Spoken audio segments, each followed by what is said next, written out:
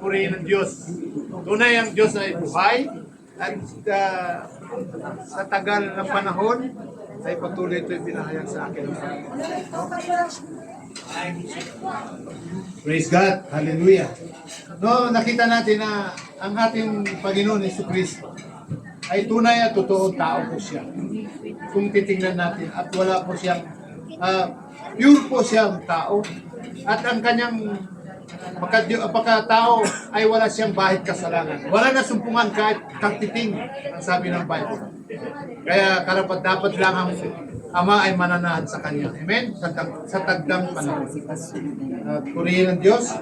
At gusto ko ipakita natin, ipaano ko sa inyo na ang ating Panginoon Jesucristo ay meron siyang kumpleto po siya bilang tao.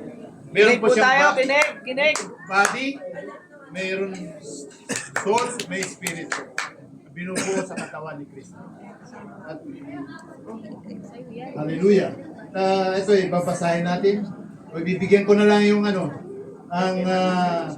ang bata at lumakas at puspos habang siya ay lumalaki ay lumalakas at puspos ng karunungan at sumasa kanya ang biyaya ng Diyos. Sumasa kanya. Wala po ang espiritu ng Ama ay hindi po nananahan sa kanya nung siya ay panahon bata pa.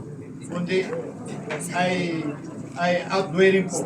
Pero siya ay puspos ng biyaya ng Diyos.